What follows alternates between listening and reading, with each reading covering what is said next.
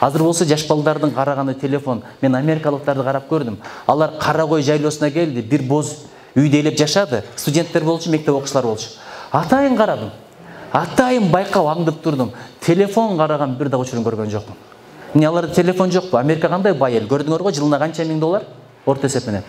40 миң доллардай бар го, 45 миң доллар ар бир адамга тапкан кирешесиз. Аларда эмне телефон жокпу? Телефон бар, бирок балдарына ошондо тарбия берген. Телефондун пайда жок. Күнүнө карасаң бир жарым саат кара, калган учурда окуу, үйрөн, баарлаш, адамдар менен тааныш, сен айткандай софт скиллге үйрөн дегендердин бардыгын алар үйрөтүп койгон. Ошон үчүн биз телефон карап атабыз, артта калып атабыз. Телефонду көп караган кесел болот, китепти көп караган көсөм болот. Муну мен Ысыкөлдөн окугам. Ошон үчүн эжеке балдарга кылба десеңчи андан бетер кылат. Билесиңби? Биринчи айтат го, айта берсең дейт, бет катат, ура берсең эт катат дейт. Биринчи катуу таасир этет. Бара эжекенин кылба деген зодогон айланайын дегенде кылып калат экен буларгачы. Ошон үчүн мынтип ар жакка барып туруп билгенин кыла берет. Ошон үчүн кээде буларга кыл деп таасир керек. Ошондой кылбай калат да. Мен айтып атам, ким мойну тышкысы келсе телефонду көп карагыла деп атам. Ким жаш туруп бүкүр болгусу келсе телефонду көп карагыла. Кимдин көзү кургап калышын кааласа телефонду көп карагыла, кимдин мээси солуп калышын кааласа телефонду көп карагыла. Мунун бардыгы илимде далилденген нерсе. Нервный болуп калышты кааласа, өмүр өтүп кетишти кааласа, убакыт деген ушундай колуңдай кушуңдай, таптаганга жараша түшүн берет кызылдай дейт. Убактыңдан ажырагың келсе, айланайын убакыт деген ушунчалык кымбат нерсе, өтүп кеткенден кийинчи арман кылган менен кайра кайтпай турган нерсе. Кийинки мезгилдерде эжекелерге агайлар сыйырмат төмөндөп кетти. Ошон үчүн илим жукпай атат. Дарыгерлерге сыйырмат төмөндөп кетти, ошон үчүн даба жукпай атат. Тамак көбөйүп кетти, илим азайып кетти, ошон үчүн оору көбөйдү. Бул алымдар айткан сөзү. Оорунун санын билгиң келсе дейт, дасторкондогу тамактын санын карагыла дейт. Ишенбесең, эжекелерден, агайлардан, улумундан сурагыла. Биздин убакта бир варенье болот эле ашып барса, менин атам жакшы кызматты иштет эле, анча-мынча жанагындай маслап келип берет эле. Болду. Күнүгө бир мал тамак, анан суу, чай, нан менен жүрө берет эле. Ооругандар жок болчу. Аптека бир райондо бирөө болот эле, билесиздерби? Бишкекте 90-жылы жылы барган мурдагы муфтий Максат ажы айтат. Мен келгенде шаарда 2 эле аптека бар эле дейт. Ошого барсаң да бош турат эле, очередь жок эле дейт. Азыр болсо байкасаңыздар, тамак да көбөйдү, тамакка талап да көбөйдү. Мурдагы 10 адам бир адамдын тамагын жейт эле, бирок бир адам 10 адамдын кызматын кылат эле. Азыр ар бир адам 10 адамдын тамагын жейбиз, бирок 10 адам биригип мурдагы бир адамдын кызматын кылбайбыз. Мурдага чуркап барып, телевизорду так-так этип бурайт элек, билесиздерби? Мен үйдөгү пульт болчумун. Балам Москвага бура дегенде чуркап барып бурайт элем. Кыргызстанга бура. Анан атам, апам болуп кино көрүп атканда, кээде жаман жер болуп калганда, унчукпай барып автоматик режиммен бурайт элем мындай. Так-так. Жок дегенде туруп барып бурайт элең. Ошон үчүн кыймылдайт элек, ден соолук бар эле. Азыр бүт жатып алып былчыйып. Ошон үчүнчү көбүрөөк кыймылдагыла. Бул маанилүү. Бирөөнүн негативин издеп не кыласыңар? Жаман жагын издей берсеңчи, ал жаман жакты табасың, бирок адам суудан турат. Физикада сыйымдуулук деген закон бар. Суу аябай сыйымдуу болот деген, өзүнө сиңире берет деген жылуулукту. Анан кыштын күнү кайра чыгарат экен, ошон үчүн деңиздин жээги жайда салкын, кышта жылуу. Байкасаңыздар, ошол сыяктуу адам бирөөнүн кемчилигин тапса, ошол негативди өзүнө сиңирет. Бирөөнүн кемчилигин көрсөң, ал сенин кемчилигиң. Анткени адам адамга күзгүдөн караганда өзүнүн кемчилигин көрүнөт. Биз бирөөнүн кемчилигин көрбөйбүз, сен деп көрсөтөбүз.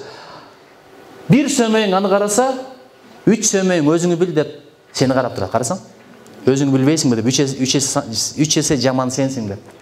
Ушунчалык өзүбүздү жакшы көрөбүз, мындай карасаң, күзгүнү карап турупчу. Ушундай карап туруп, өзгө ушундай суктанабыз дагы, акырын бир мынтип койсун дечи. Бул деген сөз бардыгы ништек, бардыгы идеальный. Ошол жерде гана кичине проблема бар экен деген сөз да. Чыныгы жакшы адам күзгүнү карайт дагы. Сен өтө начар адамсың. Өзүнүн өзү көрсөтүп айтат, начар адамсың. Бардыгы жакшы, сен жаман, бардыгы будай сен саман. Бардыгы алтын сен таш, бардыгы бийик сен пас. Ошол жакшы адам. Чындап эле өзүңдүн кемчилигиң өзүңө көрүнбөйт. Рефлексия деген түшүнүк бар. Сен жөнүндө башка бирөөнүн пикири бул бир пикир, өзүң жөнүндөгү пикир бул башка бир пикир. Кандай экенин бир Алла Таала билет.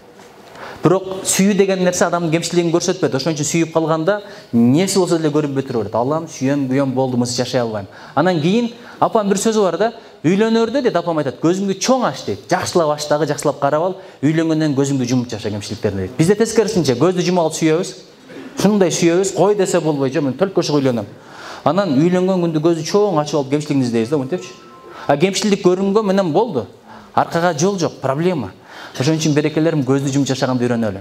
Эми эң аягында айтам, агайларды, эжекелерди сыйлайлы. Булардын батасы тиймей сайын илим да жукпайт, жолуң да ачылбайт. Анткени сага мээнет өткөн ушулар, сага мээнет өткөн адамдын назарынан калсаң, жолуң ачылбайт. Ошон үчүн кыргыз назардан калба деген сөздү айткан. Бул бир. Экинчиден аталар, апалар турат. Өзгөчө апалар жөнүндө.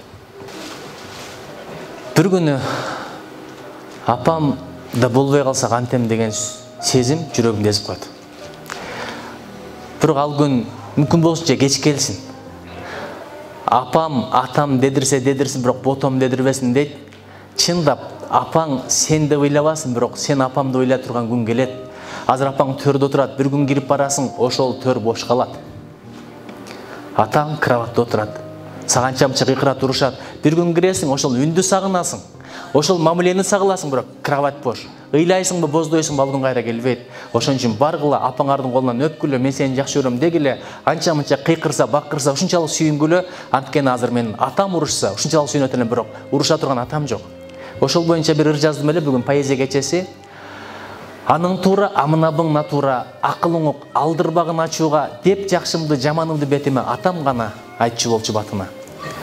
Бетке айтылган сөзгө арданып камыгып, кээде калчуум иштен сызып таарынып, аттиң арман кайдан билдим ошондо, ал күндөрдө каларымды сагынып. Ааламда азыр аскар зор мезгим жок, ак карамды айтып турчу күзгүм жок, тулпак минсем туура багыт көрсөтчү, колумдагы берекелүү тизгин жок. Айтып бүткүс, арман болгон аягы, түгөнбөгөн казнам жок баягы, бар адамдар кандай гана бактылуу, бата берип алаканын жаяры. Жүрөгүмө үйүлгөн мұң сыйылбайт, көңүлүмсүз, санам иштен куюндайт, ааламга карк болсом дагы атам жок, дүйнөң эми мага түгөл туюлбайт. Тобо кылдым мен жакамды кармайын, жаманды айтып жаагымды жамбайын, жараткандын ошол болсо чечкени, тапмак элем айнамалдын кандайын.